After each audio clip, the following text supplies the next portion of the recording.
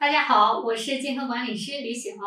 慢性咽炎总不好，嗓子痛、咳嗽有痰，每天吃各种润喉片、喝下火茶都没有用，总是反反复复，怎么办呢？今天教你一招，拍打一处奇妙的穴位，既能清虚火，又能补益身体，让你的嗓子立竿见影的舒服起来。注意看，记住它的位置。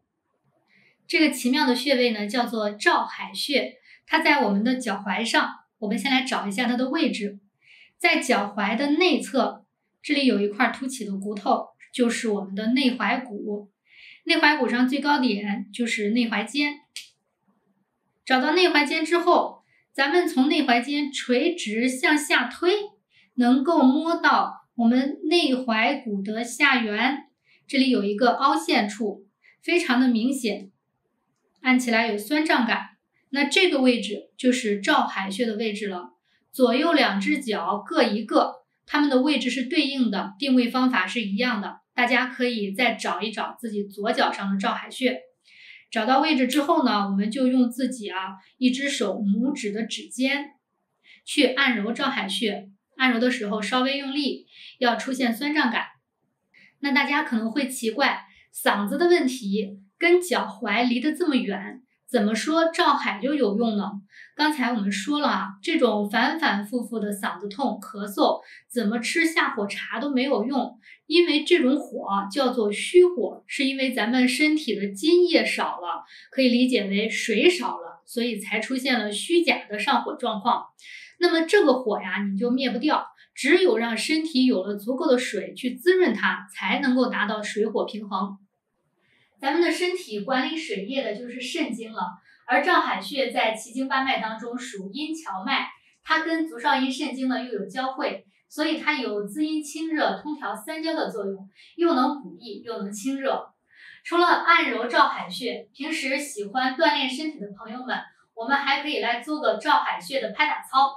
刚刚我们已经找到了照海穴的位置，然后站立，手持两条经络拍打棒，抬起自己的左脚，用右手持拍打棒拍击到自己的照海穴上，拍击的力度呢适中，以微微的感觉到这个脚踝内侧有震动感为度。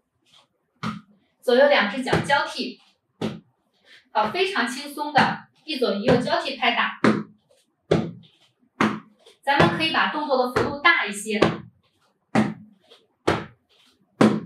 喜欢跳广场舞的朋友呢，可能非常轻松的能找到这种拍打的节奏感。找不到这种节奏感也没有关系咱们就一左一右交替的拍打。拍打完之后，脚踝的内侧微微发热。平时呢总是咽喉干燥皮肤干燥，身体缺乏水分的朋友，都可以来拍打这个照海穴。孙思邈在千金药方当中就把照海穴称为是漏阴，就是说如果这个地方出现了问题，那么人的肾水就少了，就会造成肾阴亏虚，就会引起虚火上升。因此呢，我们只要说感觉到身体有一些燥热的感觉、缺水的感觉、皮肤干燥或者声音嘶哑或者是到了这个更年期的阶段，身体容易阴虚潮热出汗都可以拍拍这个照海穴。它具有滋肾阴、清虚热的作用，能够让我们身体的三焦功能顺畅起来，是一个非常好的、非常实用的穴位，而且它的效果呢，几乎就是立竿见影的。那再跟大家透露一个小窍门，就是我们在使用照海穴的时候，怎么样能够更好的让它发挥出来作用，来保养自己。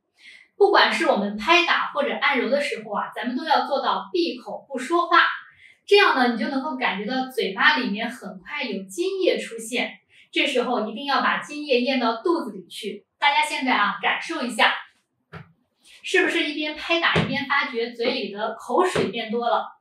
可以留言告诉我您的感受。而且这个口水它是非常干净的，非常清润的那种，味道甜甜的。一般来说，咱们拍打3到5分钟之后，就会感觉到喉咙里面、嘴巴里面有津液出现，而且喉咙的疼痛也会马上随之缓解。那津液生发的多了，我们人体的肾经自然就充盈了，客观上也起到了滋阴固肾的作用，是真正的调动了咱们人体的一个非常好的保健大穴。